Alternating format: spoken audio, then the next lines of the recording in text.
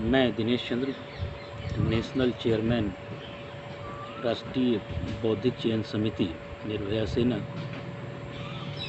मैं आप सारे लोगों को आज के अक्षय तृतीया के पावन दिन की, परशुराम जयंती की और मुक़द्दस पाक दिवस ईद उल फितर की ढेर सारी शुभकामनाएं और बधाई देता हूँ कि आप जहाँ भी हों, जैसे भी हों, सुरक्षित रहें, स्वस्थ रहें, प्रसन्न रहें। कल 12 मई था। निर्भया सेना के राष्ट्रीय अध्यक्ष, जो निर्भया सेना के संस्थापक भी हैं,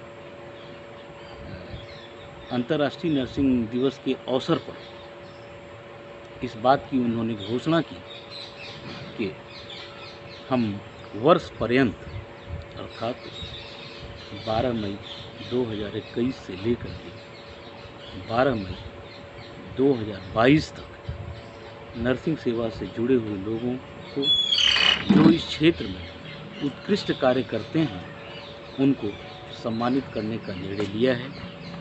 हम बाबा जी के इस फैसले के साथ हैं।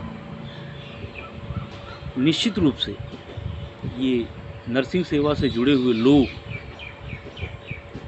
मातृत्व और वात्सल्य के ईश्वरीय गुणों से भरे लोग होते हैं, जो अपने मरीजों के प्रति माँ बाप के बाद वो एक ऐसे दूसरे इंसान होते हैं जो उनकी सेवा बढ़ चढ़ करके करते हैं और उसमें किसी तरह की कोई कोताही नहीं करते।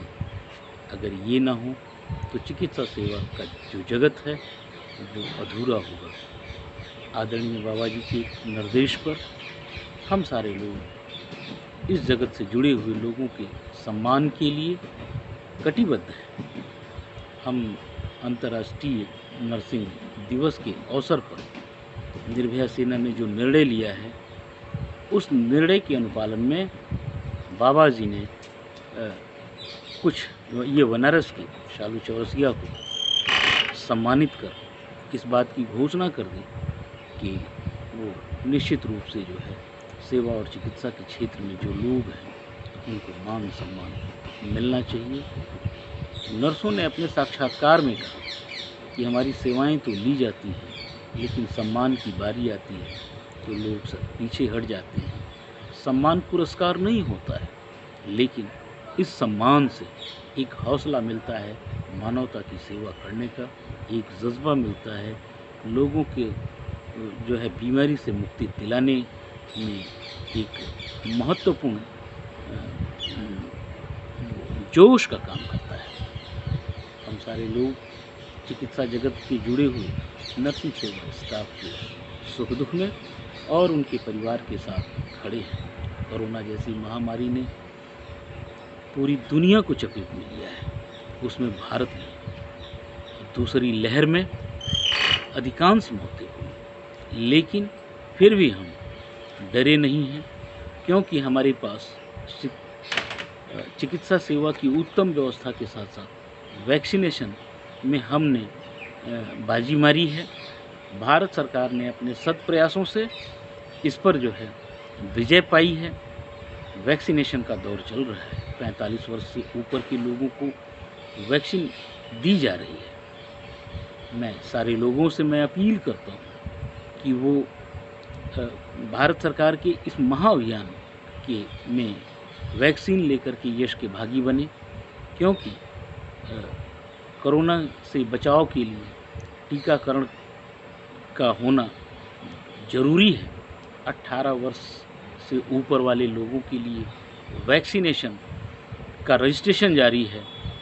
जो भी 18 वर्ष से ऊपर के लोग हों वो अपना रजिस्ट्रेशन आज ही करा लें और उसके लिए जो साइटें खुली हैं उस पर जा कर के जो है वो अपना रजिस्ट्रेशन करा लें। बाबा जी के निर्देश पर हम लोगों ने लोगों को इस कोरोना महामारी से जो जूझ रहे हैं और जो स्वस्थ हैं, उन सभी लोगों से हम लोगों ने अनुरोध किया है कि वो जो है ये वैक्सीनेशन के कार्य में सहयोग करें और आगे आकर के जो है वैक्सीन को लें, क्योंकि ये वैक्सीन सुरक्षित है। मैं दिनेश चंद, जो भारतीय रेल सेवा से जुड़ा हूँ, मैं जानता हूँ ये भारतीय रेल विश्व के बड़े औद्योगिक संगठनों में से यहाँ लाखों कर्मचारी कार्य करते हैं, जिनके स्वास्थ्य की रक्षा सुरक्षा भारत सरकार के साथ साथ गृह मंत्रालय की। भारतीय रेल के अस्पतालों ने अपनी जिम्मेवारियों का बखूबी निर्वहन किया है। 45 वर्ष से ऊपर के लोगों का टीकाकरण किया जा रहा है और 18 वर्ष से ऊपर के रेल कर्मचारियों को रजिस्ट्रेशन करने की सलाह दी जा रही है। जब हम सुरक्षित रहेंगे, रेल सुरक्षित रहेगी, तभी देश सुरक्षित रहेगा, हमारा ऐसा मानना है। हमने इस कोरोना की महामारी में जो है 1000 के आसपास अपने रेल कर्मियों ने अपनी जान गंवाई है। हम उन परिवारों के साथ खड़े हैं। हम जो लोग जान गंवा चुके हैं, जो असमय काल कलवित हो गए हैं, हम उनके प्रति और हमारी निर्भया सेना उनके प्रति अपनी विनम्र श्रद्धांजलि अर्पित करती है कि उनको इस दुख की घड़ी को सहने की क्षमता मिले और निर्भया सेना का परिवार जो है उनके साथ खड़ा है। आज जिस तरह से देश में बलात्कार की घटनाएं बढ़ी हैं, अन्याय बढ़ा है, ऐसी स्थिति में एक परशुराम की जरूरत आन पड़ी है।